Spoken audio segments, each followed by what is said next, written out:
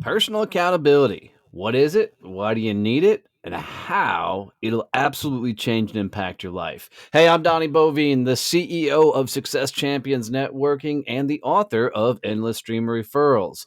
This is Growth Mode, a podcast all about growing and scaling your business. Hanging out with me, as always, my buddy Kevin Snow, the sales automation tactician and genius. And in this episode, man, we're going to dive into personal accountability and help make sure you got all your shit together.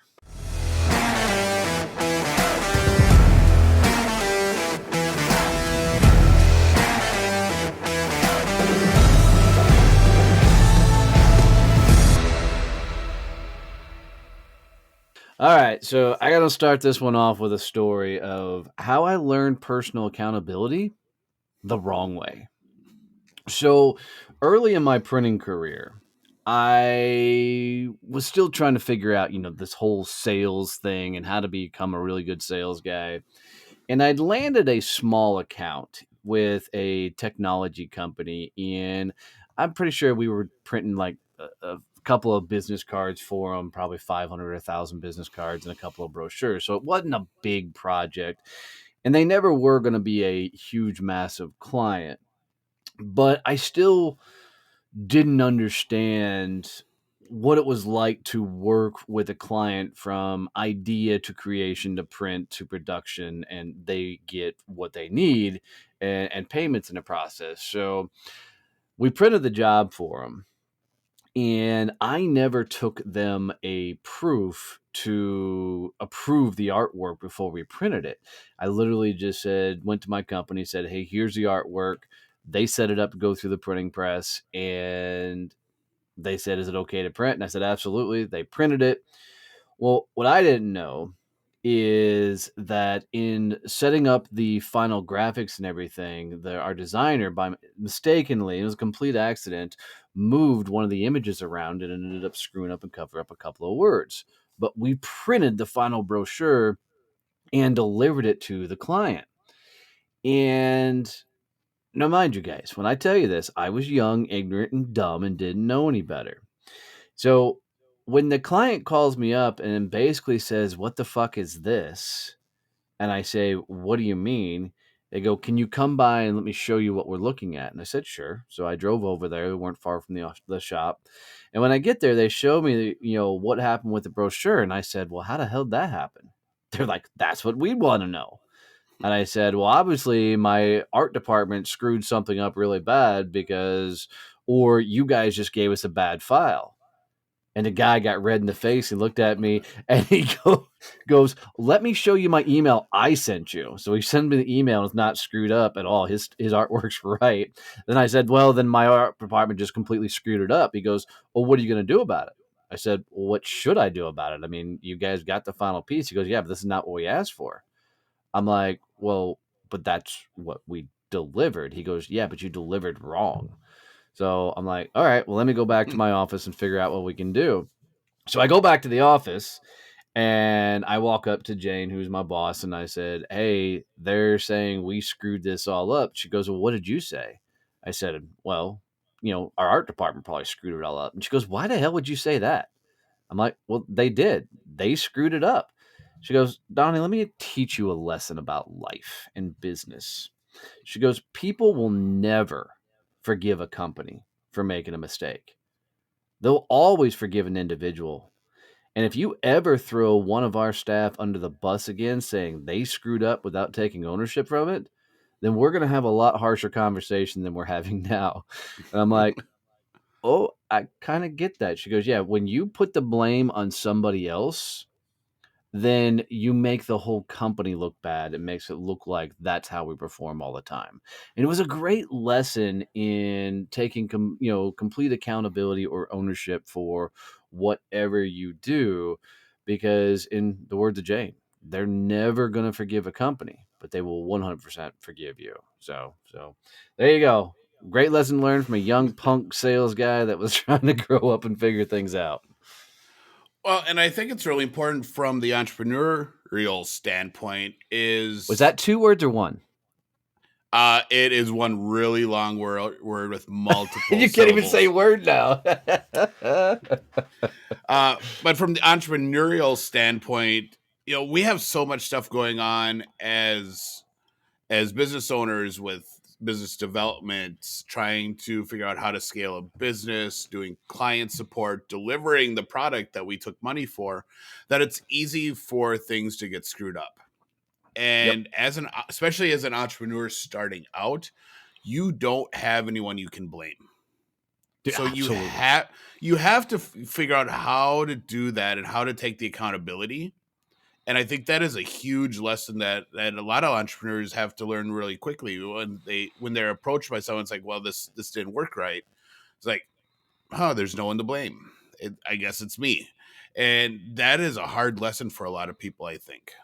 Yeah, because I think there's so much emotional baggage in that personal accountability. I mean, you admittedly have to admit, that was fun to say, admittedly have to admit that you did something wrong. Now, I'm not a guy that's ever going to say that the customer is always right. I've never believed that bullshit a day in my life, because if you think the customer is always right, you're going to get hurt so many times in business. So but I will say that you should always take ownership or accountability over what happens in that particular moment. And I think for somebody to have the courage to say, I screwed up, I was wrong, and I look at it this way: if you screwed up something, no matter if the client's truly at fault, you somewhere missed a step, right? You should have QC'd something. You should have asked a question.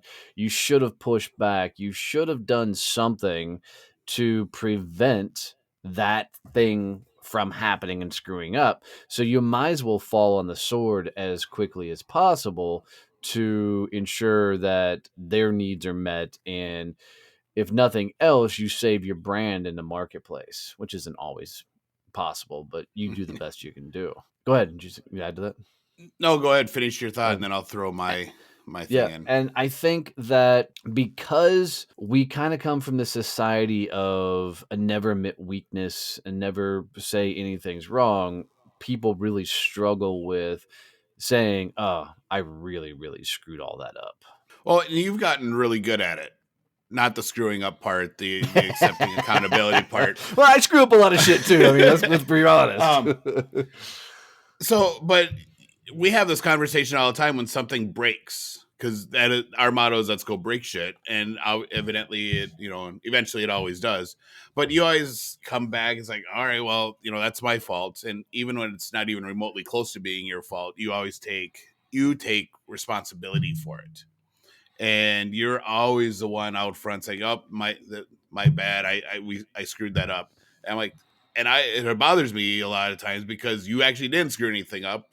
Sometimes it's me, not very often, but Yeah, but sometimes it usually, is. just for the record, when Kevin screws it up, I'm like, dude, you fucked that up, dude. It's it's usually more externally, but between the two of us, I'm usually like, Yep. you broke that one.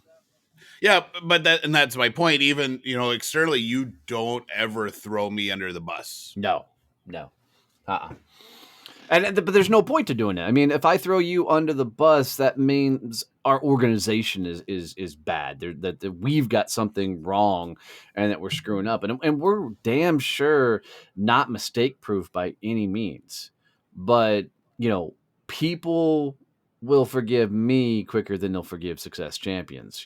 As a whole, as a brand. So I'd rather them come at me with that. But I think personal accountability, though, also comes towards the actions you take in your business. I heard Yes. a guy once upon a time saying the reason he found success was due to fanatical discipline. And I said, you had to explain that to me. And what he said was, most people won't do the work. And in this case, he was talking about sales, business development, the calls, the reach outs, and doing all the things he needed to grow his business. He goes, most people won't put in the work that needs to be done so that they can actually build their business. He goes, I had to embrace fanatical discipline, which meaning no matter what, I got the shit done. I did the phone calls, I did the reach outs. And I think personal accountability plays a lot in there as well, by actually doing what you say you're going to do even if you're only saying it to yourself. But I think people often lie to themselves about what they will actually accomplish and do, thinking if I just say I'll do 20 cold calls and if I don't do it, it's okay. It's no big deal. And I think that's what gets a lot of people in trouble. I completely agree. I also think there's this huge issue with entrepreneurs, small business owners, where they think they're busy and they're being productive, and they're not. So they don't Well, they're actually they're even know. busy. They're Oh, busy. They're they're just not busy. productive. They're just not productive. Exactly. But they don't understand that. And so they think they're doing all the right stuff. So they think they're accountable and being successful when they're not. So Yeah. I think there is a huge missing piece for a lot of business owners to understand what things they actually need to be accountable for and what that priority is. Because I totally agree that you have to be accountable for doing the things that are going to grow your business. The reach outs, following up, all that different stuff. But a lot of people just don't understand the priority list. Yeah, totally. It's like they're caught in this space or this world of getting stuff done, and completing things feels good, right? Yep. Completing projects and things feels good. But if that completing projects is keeping you from being personally accountable to growing your business, you're doing the wrong shit. You're doing the wrong activities that will actually progress and move your business forward. And I think most times people are doing the other activities because they're more fun to do than the actual Yes. things that will build and grow your business. And they're not Yep. taking ownership of that moment. Yeah. When I did the pivot for Time on Target after the deployment from the speaking and training to the consulting, I started doing CEO stuff, really, air quotes, CEO stuff. And one of the things I did was create this really cool culture deck that I wanted to use as the guide and the framework to what the company was going to grow into. That's been 11 years ago since I used it. It's never once come up in a conversation until yesterday morning. I spent hours working on that. I was so proud when it was done, and I put it out on social media, and I was all like, "Oh, look what I accomplished!" I didn't accomplish squat because it did not actually help me grow my business. Really cool conversation yesterday about it, and so I'm really kind of cool. I had 11 it years later, right? 11 years later. I'm like, sweet, I got it. It paid for itself. But at the time, it was not the right projects for me to have on my to-do list to be accountable for. Yeah, I think we all have done that in our lives where we're building something and man, we feel so proud about what we accomplished, what we achieved. Maybe it's a website or maybe we wrote a very cool social post, whatever. I mean, there's something that we accomplished that we're like, oh my God, look at this. I just spent 12 hours in Canva and look what I fucking created. And, during that time, there was no reach outs done. There was no conversations had. There was no business development. And the thing you're using, oftentimes, or building, is probably going to be used more internally than externally. And it's not going to push your business forward. But we lie to ourselves and convince ourselves that, oh my God, if I can just build this course, this website, write this book, do this thing, that's going to propel my company forward, when it always goes back to the basic shit, right? It's being responsible, being accountable, being an adult, and actually doing the work that's going to push you forward and not derailing it. And I think at the end of the day, that's what personal accountability is all about. I forget who said it originally, but they basically said that personal accountability is doing what you say you would do, even when nobody's watching.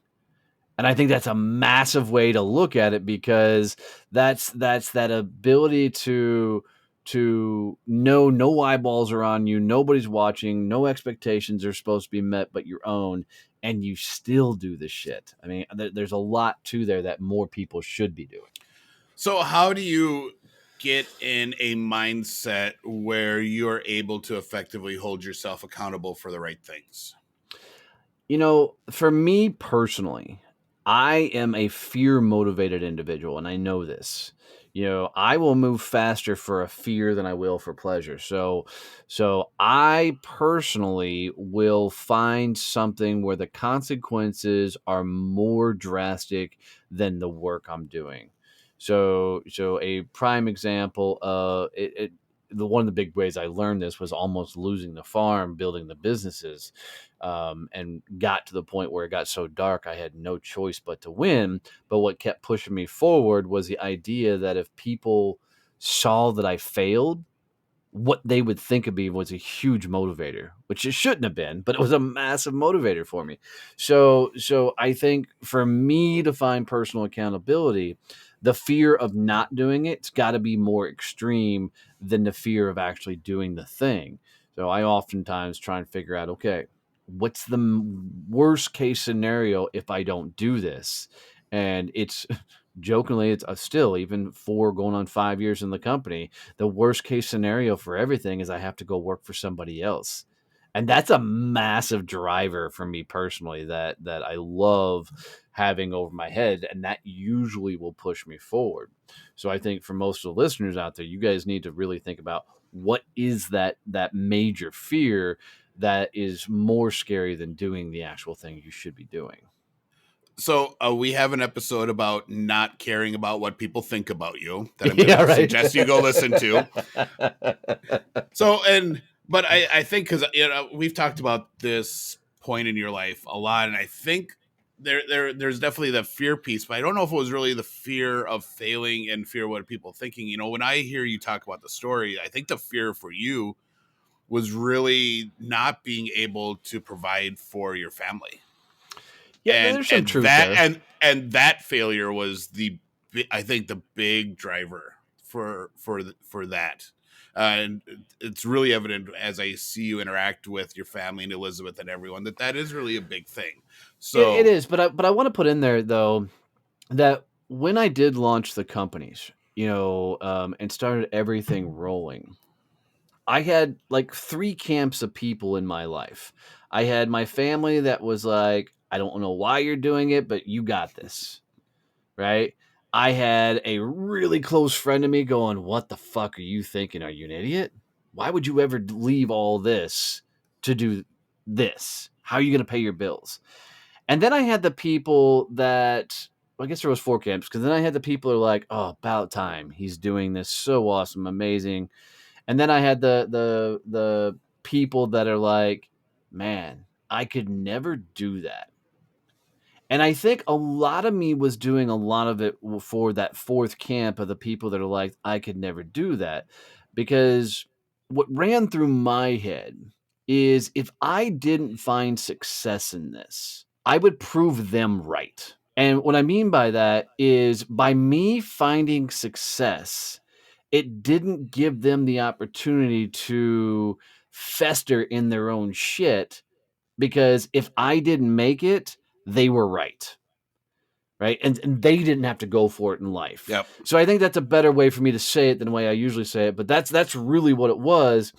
I wanted to prove that this was the right move for anybody and everybody to do.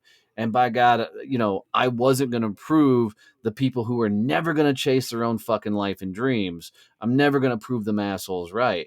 Right. I'm always going to be the guy to go, fuck it. Let's see how big we can take this thing, just to prove that a blue collar dude that came from nothing, not nothing, I have a fucking amazing family, right? But a blue collar dude that came from an amazing family, that we can do big badass things no matter what the fuck your story is. And I think So that was better. yeah, I think that little shift in perspective is a huge change in the meaning. But I think it really goes back to that whole idea of, if you're building a business, you're a business owner, you need to find that one thing that is going to make you succeed. That, and it's usually, what happens if you fail. I always, when I was working with sales people and sales teams, and as a manager, we'd always do the goal setting piece. And I was like that little kid that would go up to mom and say, why, and just keep tugging on the pants. But I do that to my salespeople every time they set a goal. I was like, all right, so why is that a goal? Why is that important? And I keep digging and I keep pushing until you always got back down to, well, this is how I'm able to have really quality time with my family, or I'm able to do this. And it came down to this emotional thing. Yep. for them. And I think for entrepreneurs, if you want to be able to hold yourself accountable, you need to have that picture in your head of what that thing is that is so important to you that you can't fail. Yeah, and I'm glad we haven't called it a why, because calling it a why drives me fucking nuts. Because a why is such a generic phrase, a generic Yep. word. I think you really got to know what it is that is the ultimate reason for you to do anything. And I mean, because the benefits on the back end are being of all this is you get to discover yourself. You learn a whole lot about how you're made, how you're wired, which is a cool benefit of going all in and really figuring out how you're going to move forward in this world. And I think that's the ultimate benefit of any sort of personal accountability is you push past your own bullshit and you actually do the things that are not only going to allow your business to grow, but allow you to grow personally. Yep. And I think that's the scary thing for a lot of people is they're always afraid of who they're going to meet if they actually go all in and have to look themselves in the mirror. Because everybody's got a bunch of dark ass demons in their closet that they don't want the world to know. And it's when those demons and things like that you actually realize those are the damn things that make you fucking superhuman, that life gets a lot easier. Life gets a lot better. Yeah, I don't like calling it a why either. Why is the question you asked to figure it out. The why Yes, is not well the said. answer. Well said. Yeah, the what is the answer. Why is the tool to get there. So, Well, and I think when people say my why, I think it's empty fucking words, right? Because they'll usually come up with some generic ass statement or something. Well, my why is to blah, blah, blah, blah, blah, blah, blah. And you can just feel that it's fucking empty. And I like that the how you said that the why is the questions you ask to get to the what, which is really, really a smart way of thinking about it. I think it's really important to understand, when you're doing that exercise to figure out the what, if you can keep asking why and the answer keeps changing, you haven't found it yet. Yeah, for sure. For sure. So, we didn't have any chapter questions on this episode. We found that when we get to the really tough episodes, that nobody wants to step up and ask the questions, which is really funny for me. So I'm calling on all you champions that the courage to ask the questions on all these tougher episodes is a beautiful thing, and you should be asking questions. So I'll ask Kevin a question, and let him Oh, take it from here. Should be fun. So what should somebody do if they find themselves not holding themselves personally accountable to the things that they should be doing with their business or in their life? change, fix themselves, understand. I think it's usually there's a point in that entrepreneurs development of themselves and their business where they just look at their going, it's like this isn't working, and they have to figure out why. And you have to be reflective to make that happen. And once you figure out that, hey, I'm not doing the right things, you have to take action. You got to make the shift. You can't just have the realization and say, oh, I was bad today, I didn't do my 20 phone calls, and then not change.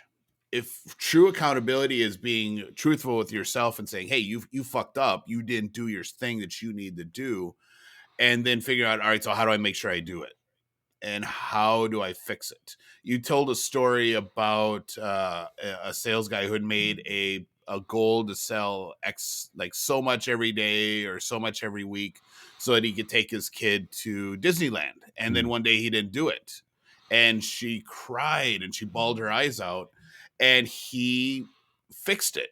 And he figured out, all right, I can't do this. I can't have my daughter crying, and I'm gonna and went and did it. That's the key. If you figure out you don't you're not, if you find out that you weren't accountable to yourself, you need to figure out how to fix it and just go do it. You can't just say, oh well, it's bad on me that today, I'll fix it tomorrow. Nope, you just go do it. It's got to be immediate action. I agree. I agree. And if you didn't hear the beginning of his response to that question, that's what happens when an introvert gets put on the spot. Oh, ah, ah. Right. I need about Shit. 60 seconds to think about Right. this Let me question. process and put this shit together. But no, I think you're absolutely right, man. You got to pivot on the moment and do the thing. And I think if you're squirreling out, you need to just get yourself back on the track and do the thing. And oftentimes, shitty repetition, I can't say the word, is better than not doing the thing at all. Because sometimes just pushing through and doing the thing you're supposed to be accountable for will get you past all the noise in your head and actually get you to some places of success. So, um, action tip of the week: go figure out how to keep yourself accountable. What things should you be accountable for in your life, in your business? Where should you find that fanatical discipline to do what you say you're going to do? And how do you always show up even if nobody's watching? And as always, guys, if you get any tips, tricks, any benefits out of this thing, please do us a favor and make sure you're subscribed and share this with one person that could benefit from all this knowledge. And seriously, from those of you who have sent message, signed up for our programs, and reached out to work with us, thank you so very much. It's been our honor to get to meet so many new people through the podcast. We really fucking appreciate it. Love you, mean it. See you. Bye.